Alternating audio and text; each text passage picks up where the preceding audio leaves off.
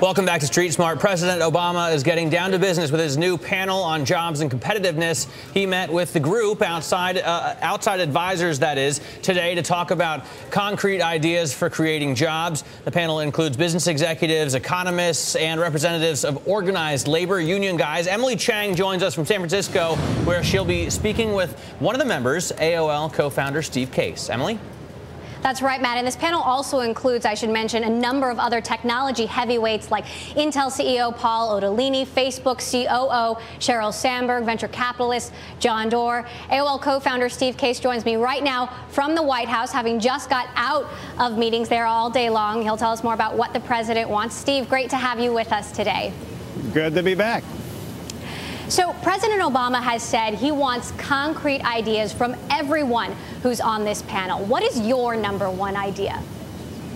Well, my number one idea, not surprisingly, is to focus on the important role entrepreneurs play in both creating jobs and preserving and enhancing national competitiveness.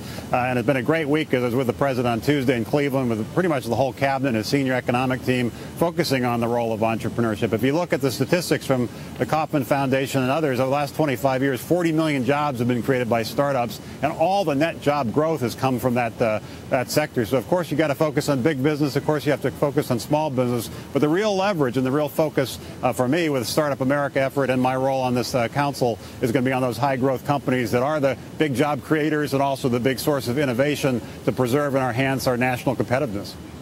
And you're also the chair of the Startup America Partnership. With unemployment so high right now, how do you convince entrepreneurs to feel comfortable taking those kind of risks?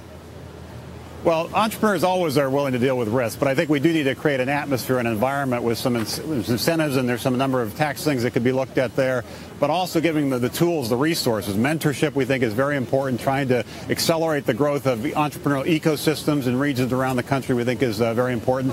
But I also wouldn't underestimate the importance of really celebrating entrepreneurship and the role America's entrepreneurs play in building these great companies. And I applaud the president and his team for really making that more of a focus recently, including, as I said, this week in Cleveland. He really spent most of the day meeting with entrepreneurs, talking about their problems. There was a lot of different breakout sessions. He participated in all those breakout sessions. So he really is trying to listen and learn to figure out what the priorities for the administration should be, more broadly around jobs and competitiveness, but particularly in this area of stimulating the entrepreneurial sector, which is the secret sauce of America's leadership in this world.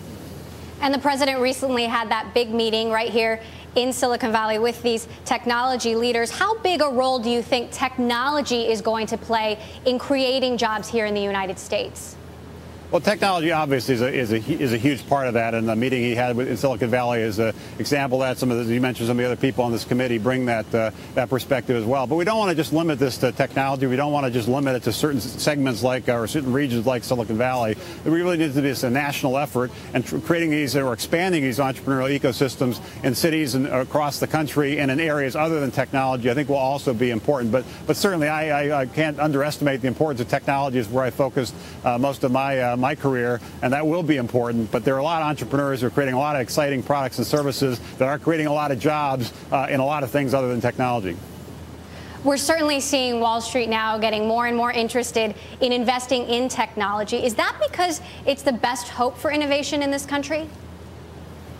Well, I would separate it. But technology really is an enabler. I think the last 25 years, certainly I've played a role, as many others have, in building technology to be part of everyday life, the internet and PCs and mobile phones and so forth. So that core platform, that core infrastructure is now in place. I think now the shift for the next 25 years, it's almost like the second internet revolution, is how you use that technology to disrupt other industries and really change the paradigm, particularly, I think, focused on consumers and giving them more choice and control and convenience. So it's less about building the core technology as a platform and more about now that the platform is ubiquitous. Most people are connected, and through other devices they're connected more and more frequently, more and more habitually.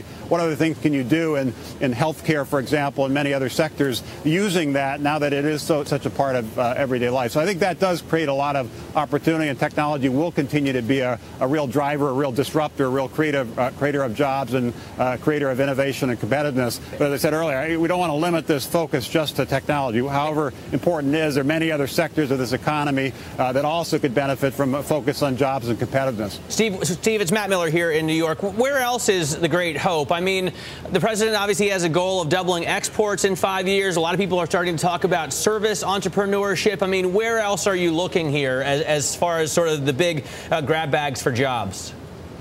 Well, I think one of the key things we're going to be doing, both with the Startup America initiative, and Jeff Immelt, who's heading this Council on Jobs and Competitiveness, indicated it today to the council members, is traveling around the country, holding different meetings, soliciting a lot of different views, and using that to help some of the priorities. But early on, it's beginning to become clear what some of those priorities should be.